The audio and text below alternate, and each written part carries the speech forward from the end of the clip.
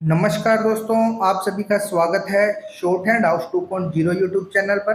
दोस्तों, यह डिक्टेशन 100 शब्द प्रति मिनट की गति से संपादकीय मैटर पर आधारित है, जिसकी आउटलाइन का लिंक आपको वीडियो के डिस्क्रिप्शन में मिल जाएगा, जहां से आप इसकी आउटलाइन प्राप्त कर सकते हैं। इसी तरह के डिक्टेशंस प्राप्त करने के लिए आप हमारे चैनल को सब्सक्राइब करें तथा वीडियोज को लाइक एवं शेयर करें। डिक्टेशन स्टार्ट होगी 5 सेकेंड बाद। स्टार्ट। देश में चुनावी मौसम आते ही फ्री बीज यानी मुफ्त सेवाओं और सुविधाओं की घोषणाएं की जाती है। इस तरह की घोषणाएं अक्सर तात्कालिक लाभ तो देती है, लेकिन दीर्घकालिक आर्थिक दृष्टिकोण से यह देश की वित्तीय स्थिति पर भारी बोझ डालती है। वर्ष 2047 तक आत्मनिर्भर भारत के संकल्प को साकार करने के रास्ते में यह रेवड़ी कल्चर एक बड़ी बाधा है। हिमाचल प्रदेश का ही उदाहरण लीजिए। हिमाचल प्रदेश में कांग्रेस ने सत्ता में आने के लिए रेवड़ियां बांटने की घोषणाएं की थी।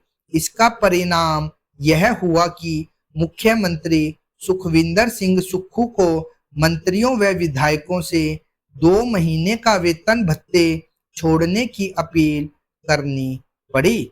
हिमाचल प्रदेश में कांग्रेस की सत्ता आने के बाद मार्च 2024 तक करीब 87,000 करोड़ रुपए का कर्ज है, जिसके मार्च 2025 तक 95,000 करोड़ रुपए तक पहुंचने की संभावना है।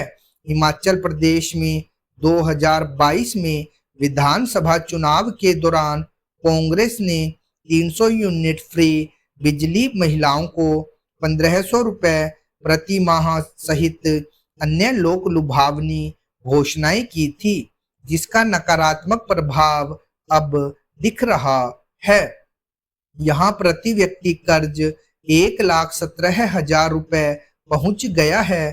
कर्ज और खर्च के असंतुलन में सरकार को इतना लाचार कर दिया है कि सरकारी कर्मचारियों के वेतन और पेंशन तक सरकार समय से नहीं चुका पाई।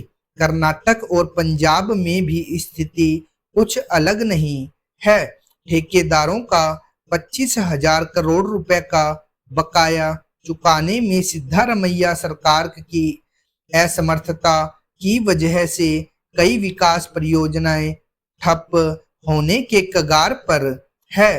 पंजाब में तो हालात और भी गंभीर है, जहां राज्य का सार्वजनिक ऋण जीएसडीपी का 44.12% हो गया है। मुफ्त बिजली बांटने की वजह से राज्य के 80% घरेलू उपभोक्ता मुफ्त बिजली का इस्तेमाल कर रहे हैं, लेकिन इसका सीधा असर राज्य की अर्थव्यवस्था पर पड़ रहा है। लगातार बढ़ता राजस्व घाटा और बड़ी होती देनदारियां राज्यों की अर्थव्यवस्था पर भारी पड़ रही है। विकास योजनाएं तो दूर, इन राज्यों में कर्मचारियों को वेतन व सेवानिवृत्त कर्मियों को समय पर पेंशन देने में मुश्किलें आ रही है। हिमाचल प्रदेश, कर्नाटक व पंजाब की स्थिति से अन्य राज्यों को भी सबक लेना चाहिए और रेवड़ी कल्चर पर लगाम लगानी चाहिए। राजस्थान में गत कांग्रेस सरकार ने बिना बजटीय प्रावधान के थोथी घोषणाओं को प्रोत्साहित करके राजस्थान की अर्थव्यवस्था का बंटाधार कर दिया था। महंगाई राहत कैंप लगाकर मुफ्त बिजली, मुफ्त स्मार्टफोन जैसी फ्रीबीज घोषणाओं के साथ वोट की फसल काटने के लिए बिना बजटीय प्रावधानों के महाविद्यालय, विद्यालय, चिकित्सालय व हजारों किलोमीटर सड़कें बनाने की थोथी घोषणाएं और अपने असंतुष्ट नेताओं की खुशामदी के लिए एक साथ 19 नए जिले व मनमाफिक तहसीलें तक बना डाली। इन सब के बावजूद कांग्रेस शासन में नहीं आ सकी। भाजपा सरकार को 5.79 लाख करोड़ रुपए का भारी भरकम कर्ज विरासत के रूप में मिला। फ्री बीज का वादा करना राजनीतिक दलों के लिए आसान है, क्योंकि इससे उन्हें लगता है कि जनता का समर्थन हासिल करने में मदद मिलेगी।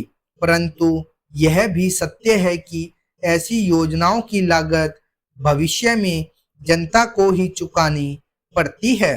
फ्री बीज के बजाय सरकारों को दीर्घकालिक जन कल्याणकारी योजनाओं पर ध्यान केंद्रित करना चाहिए। कृषि, स्वास्थ्य और शिक्षा जैसे महत्वपूर्ण क्षेत्रों में निवेश बढ़ाना सरकारों की प्राथमिकता होनी चाहिए, ताकि दीर्घकालिक विकास सुनिश्चित हो सके।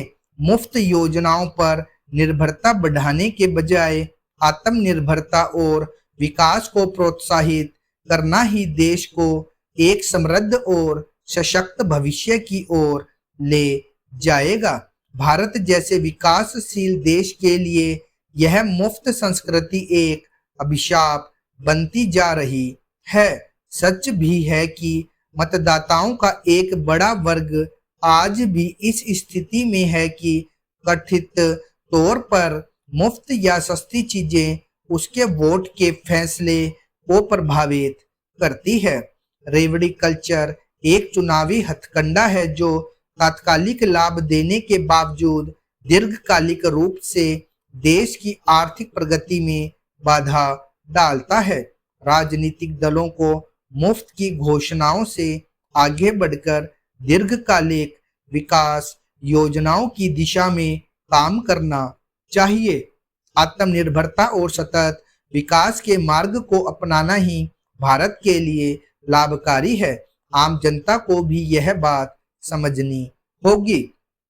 छत्तीसगढ़ के दंतेवाड़ा और नारायणपुर जिलों की सीमा पर अबूझमाड़ में 30 से ज्यादा नक्सलियों को मार गिराने से स्पष्ट हो गया कि घने जंगलों वाला यह इलाका अब सुरक्षा बलों के लिए अबूझ नहीं रहा। लोकसभा चुनाव से पहले अप्रैल में इसी इलाके में सुरक्षा बलों ने 29 नक्सलियों को ढेर किया था। नक्सली अक्सर हमलों के बाद जंगलों में छिप जाते हैं। दुर्गम व अनजान इलाका होने के कारण सुरक्षा बल पहले उनकी टोह नहीं ले पाते थे, पर अब लगातार सघन ऑपरेशन से नक्सलियों की कमर तोड़ी जा रही है।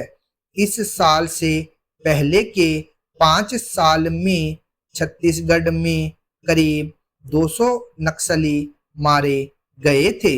इस साल अब तक करीब 180 का मारा जाना दर्शाता है कि राज्य को नक्सली मुक्त करने का अभियान पहले के मुकाबले ज्यादा तेजी से चलाया जा रहा है। नक्सली नेता दावा करते हैं कि उन्होंने आदिवासियों के हितों के लिए लड़ाई छेड़ रखी है, पर विकास और जन कल्याणकारी योजनाओं के खिलाफ कुचक्र रचकर वे खुद गरीब आदिवासियों का सबसे ज्यादा अहित कर रहे हैं। उगाही के लिए वे आतंक फैलाते हैं और सुरक्षा बलों पर हमलों के लिए AK-47 जैसे हथियार जुटाने के साथ बारूदी सुरंगें बिछाते हैं।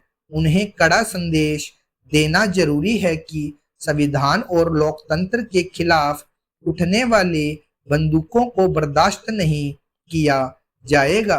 बार बार आग्रह के बावजूद हथियार छोड़कर मुख्य धारा में शामिल होने से इनकार करने वाले नक्सलियों को सबक सिखाना जरूरी है। छत्तीसगढ़ के अबूझमाड़ को नक्सलियों का कोर इलाका माना जाता है। जंगलों और पहाड़ों के बीच का यह इलाका 3 दशक से सुरक्षा बलों के लिए चुनौती बना हुआ है। इन जंगलों का इस्तेमाल नक्सली छत्तीसगढ़ के सुकमा जिले से उड़ीसा, आंध्र प्रदेश, तेलंगाना और महाराष्ट्र आने जाने के लिए गलियारे के तौर पर करते हैं। जाहिर है छत्तीसगढ़ के साथ ये राज्य भी नक्सली समस्या से जूझ रहे हैं। अबूझमाड़ में नक्सलियों के गढ़ को ढहाना उनके अलोकतांत्रिक कदमों के लिए सबसे बड़ा झटका होगा। नक्सल विरोधी अभियान का एक चिंताजनक पहलू भी है, वह यह कि खुफिया तंत्र की सतत निगरानी के दावे के बावजूद नक्सली रह रहकर सुरक्षा बलों पर हमले करते हैं और फिर भूमिगत हो जाते हैं। इससे सरकार के इस दावे की कलई खुल जाती है कि छत्तीसगढ़ में नक्सली समूहों पर नकेल कसी जा चुकी है और उनका प्रभाव बहुत छोटे इलाके तक सीमित रह गया है। ऐसे में नक्सलियों के खिलाफ सुरक्षा बलों की सख्ती के समानांतर इस समस्या की जड़ों पर वार करना भी जरूरी है। इसके लिए निरंतर सामाजिक आर्थिक पहलुओं की पहचान के साथ निदान के प्रयास करने ही होंगे। स्टॉप।